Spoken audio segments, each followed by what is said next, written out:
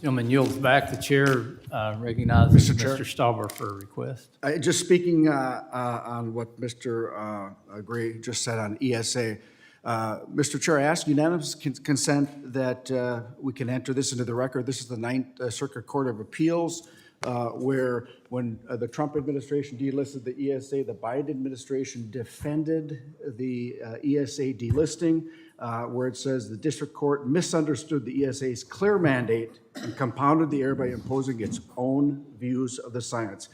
Its decision invalidated the rule should be reversed. I want to enter that into the record. Without objection. Mr. Fulcher, you're recognized for 5 minutes. Thank you, Mr. Chairman. Mr. Secretary, it's good to see you. I know we got a bad angle here, so we just duck for a little bit. No. Thank you for your work. Thank you for being here and for recognizing that our wonderful resources are not only for our viewing pleasure, that there's a wonderful renewable treasure there. And in my state of Idaho, we have a tremendous amount of that. We're one of the only 5 states where more than 50% of the land mass is federally controlled, either through Interior or the Forest Service Department of Ag. And as you know from being governor, that changes everything in how you govern locally and how you finance your services and all the ramifications for PILT and SRS and those types of things.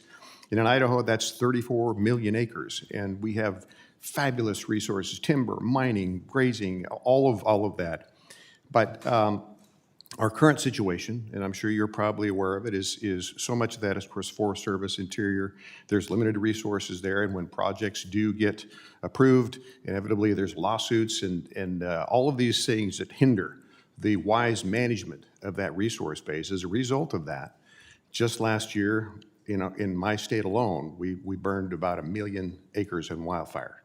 And so it's for us right now, it's kind of a lose-lose situation. That's why hearing you talk and just communicate a little bit is simply a real encouragement, because I think you understand what we're dealing with.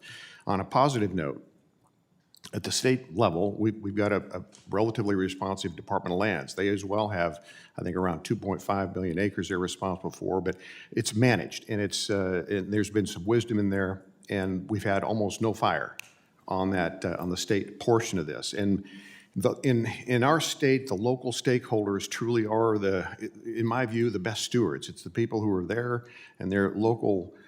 Those local stakeholders truly do care, and they want to see this renewed, and they want to see it thrive, and they want to see it productive. And so I'm interested, and I'm getting to the question, I apologize for that. I'm interested in working with you, with your department, on whether it be legislative actions or agency actions, simply with the general purpose of improving the local stakeholder access and management.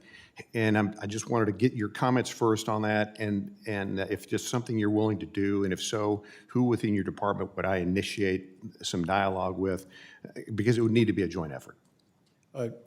Well, our team will reach out to you. We'll make sure you have all the right contacts. But on your early comments about fire and federal and state, I've been with your Governor Brad Little, and he's shown me the Idaho Fire app on his phone, and he's showing me that I think it was last summer I was with him in July, and there was dozens of fires burning on federal land and 0 on state land.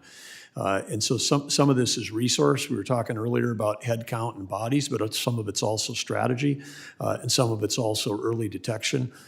We need to outfit people with better equipment and tools, whether it's infrared, satellite, et cetera. Our military's got capabilities that we're not getting all the way down to our state and local and firefighters. The Boise National Interagency Fire Center is an example of where we've got some good collaboration, but we can do much better than that across the 5 federal firefighting agencies. And so I would look forward to working with you. I'm optimistic on this, but obviously the local people are key. Particularly, they can be key to that first early response. We put out fires when they start, as opposed to after they're large. There's a math issue. I mean, as a fire grows geometrically, that diameter gets to be a bigger and bigger front that you have to fire. You need, more and more people, and so getting on these things, getting them out early. Decisions about aircraft is key. In North Dakota, we had last fall when I was still governor, we had 124,000 acre wildland fire. It was started out small. We called for federal air support on Saturday morning at 6 a.m. I had our Blackhawks up. They were out with their buckets dropping 6,000 pounds of water. We were on it right away, but the wind was blowing. We weren't able to stop it. Mr. Secretary, to that end. But as I say, we called for federal air support, and it showed up on Saturday morning. It showed up on Tuesday. And so we know that we can do a better job on deployment of the assets we have. Thank you, and I'm just about out of time, and I brought up another critical question on this wildfire agency potentially that we're dealing with. Same type of concern. We are concerned that the state will lose any kind of influence at all, and that's our effective management source right now. Can you at least share with this new agency that the state would maintain some control in that? Absolutely. Idaho, Alaska, we've got a lot of great examples where the state's doing a fantastic job. We can learn from the states as opposed to try to tell the states what to do. Thank you. I'll be reaching out on the other topics and yield back, Mr. Chairman.